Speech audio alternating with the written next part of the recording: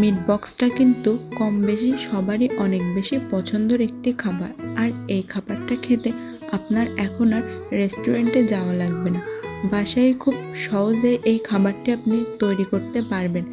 এজন্য চুলায় একটি পাত্রে আমি পরিমাণ মতো পানি গরম করে নিয়ে তাতে কেটে রাখা আলু দিয়ে 50% মতো সিদ্ধ করে নেব। তারপরে আলুটা আমি উঠিয়ে ভালোভাবে পানিটাকে ঝরিয়ে নেব। এবার অন্য একটি পাত্রে আমি 1 কাপ আটা নিয়েছি, সাথে দেব স্বাদ মতো লবণ, মরিচের গুঁড়া, ধনিয়ার গুঁড়া ও কালো গোলমরিচের গুঁড়া। এখন সব কিছুকে ভালোভাবে মিশিয়ে নিতে হবে।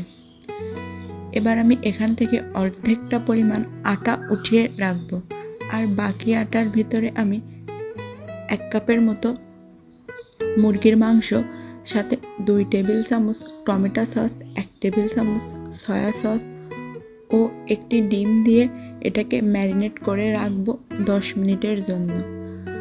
আর রেসিপিটা যদি আপনার ভালো লাগে তাহলে অবশ্যই একটি শেয়ার করে দিবেন ও লাইক কমেন্ট করে আমার পাশেই থাকবেন। এটাকে আমি এখন মাখিয়ে 10 মিনিটের জন্য রেস্টে রেখে দিব। আর আমি যে আগে থেকে আটাটি উঠিয়ে রেখেছিলাম, এই আটাটা আলুর উপরে দিয়ে আলুর গায়ে হালকা করে লাগিয়ে নিব। এই আটা লাগানোর কারণে এই আলুগুলো ভাজার পরে অনেক বেশি ক্রিস্পি হবে আর অনেক সময় পর্যন্ত এই ক্রিস্পিটা থাকবে। এবার ডুবো তেলে আমি আলুগুলোকে চুলার জাল মিডিয়াম টু লো আঁচে রেখে খুব ভালোভাবে ভেজে নিব। আলু ভাজা হয়ে যাওয়ার পর আমি এই তেলে আগে থেকে যে মুরগির মাংস ম্যারিনেট করে রেখেছিলাম, এই মাংসটাকেও ভেজে নেব। এই মিট বক্স তৈরি করা কিন্তু অনেক বেশি সহজ। আর আপনারা এখানে কিন্তু সসেসও ব্যবহার করতে পারেন। সসেসটাকে ভেজে এর সাথে ব্যবহার করা যায়। আমার কাছে সসেস নাই বলে আমি এখানে দেইনি, আপনারা কিন্তু সসেসটাও দিতে পারেন। এবার মাংসটাকেও আমি লো টু মিডিয়াম আঁচে ভালোভাবে ভেজে নেব। আমার মাংস ভাজা প্রায় হয়ে গিয়েছে, এখন এটাকে উঠিয়ে ঠান্ডা করে নিতে হবে।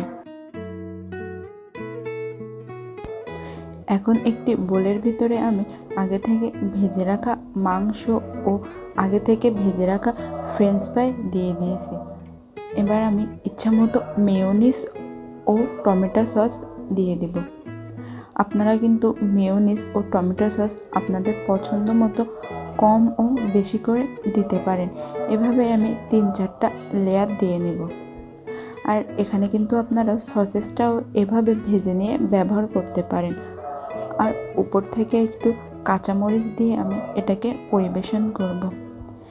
আমার এই সহজ রেসিপিতে বাসায় একবার এটি ট্রাই করে দেখতে পারেন। একদমই রেস্টুরেন্টের মতো এটা স্বাদ হয়ে থাকে। আর এটা খেতে এতটাই বেশি মজা হয় যে আপনি যাকে একবার বানিয়ে খাওয়াবেন সে আপনার কাছে বারবার এটি খাওয়ার জন্য রিকোয়েস্ট করবে। রেসিপি ভালো লাগলে কিন্তু অবশ্যই একটি শেয়ার করে দিবেন আর লাইক কমেন্ট করে